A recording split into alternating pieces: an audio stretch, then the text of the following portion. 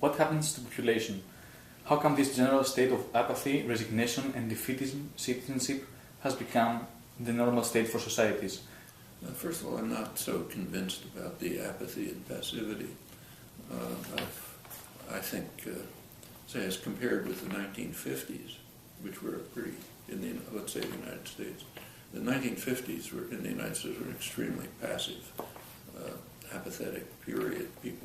McCarthyism was influential and effective, partly because people just submitted to it. And there were some things happening, beats and so on, but at the fringes. Since then, it's just changed a lot.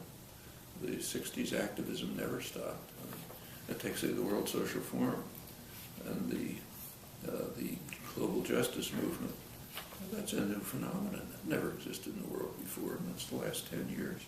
In fact, what's happening in the Indignados movements and the Occupy movements is a significant reaction to something, and in many ways an unprecedented reaction to what is an unprecedented situation. There's been a reversal of history in the last couple of decades.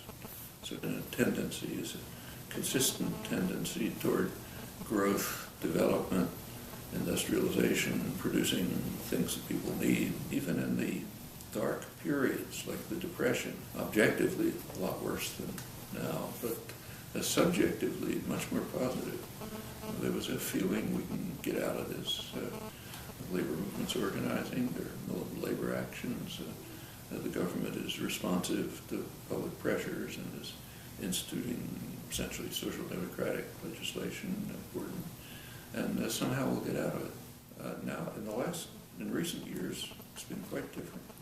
There was a major change in the economy in the 1970s. It actually started reversing several hundred years of history. Instead of industrialization and development, the move has been towards deindustrialization and de-development.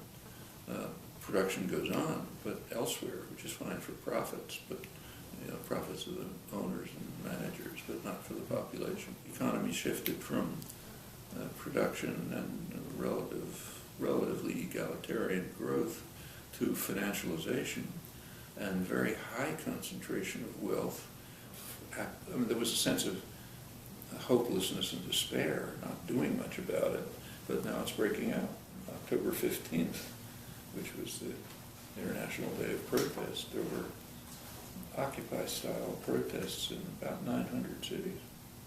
It's pretty significant. One of the most striking things about the Occupy movements is the way, just humane, sensible structures have just developed. Distributing food, health services, cleaning things up, libraries, discussions. It's a very exciting environment, and if that can be sustained and used as a basis for building something that'll stand up to the hard challenges and difficulties that are sure to come, that could be quite significant. Same in Spain.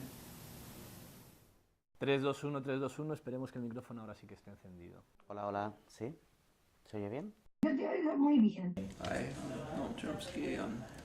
Okay? Yeah. Cuando veáis mis respuestas tenéis que tener el listón bastante bajo. Yo aquí estoy con Merche, que ha venido a su profesor de Barcelona. Boticlopedia interviniendo en la plataforma Budeo. Con John Herrera y NOAM CHOMSKY es distinto. A esa gente hay que exigirle, porque esa gente realmente tiene criterio. En mi caso no es así.